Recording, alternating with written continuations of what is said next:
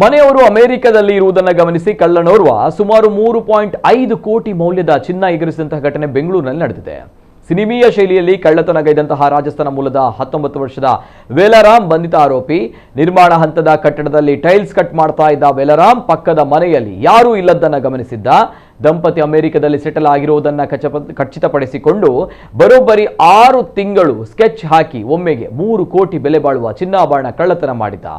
Locker open ಮಾಡಿ 1.8 ಕೆಜಿಯ ಚಿನ್ನಾಭರಣ, diamond ಹಾಗೂ ನಗದು ಹಣ ಕಳ್ಳತನ ಮಾಡಿದ್ದ. ನಿರೀಕ್ಷೆಗಿಂತ ಹೆಚ್ಚು ಪ್ರಮಾಣದಲ್ಲಿ ಚಿನ್ನಾಭರಣ ಸಿಕ್ಕ ಖುಷಿಗೆ ಯಾರಿಗೂ ಹೇಳದೆ ಕೇಳದೆ ಸೀದಾ ರಾಜಸ್ಥಾನಕ್ಕೆ ಚಿನ್ನಾಭರಣ ಕೊಂಡೊಯ್ದು ಮನೆಯಲ್ಲಿ ಬಚ್ಚಿಟ್ಟಿದ್ದ. ಮನೆಯ ಸಿಸಿಟಿವಿಯನ್ನು ಅಮೆರಿಕದಲ್ಲಿದ್ದ ದಂಪತಿ ಮೊಬೈಲ್ನಲ್ಲಿ ಪರಿಶೀಲಿಸಿದಾಗ ಕೃತ್ಯ ಬೆಳಕಿಗೆ ಬಂದಿದ್ದು ಪೊಲೀಸ್ ಠಾಣೆಗೆ ದೂರು ನೀಡಿದ್ರು. ಸದ್ಯ ಆರೋಪಿ ವೇಲಾರಾಮ್ನನ್ನ ಯಲಹಂಕ ಠಾಣೆ ಪೊಲೀಸರು ಅರೆಸ್ಟ್ ಮಾಡಿದ್ದಾರೆ.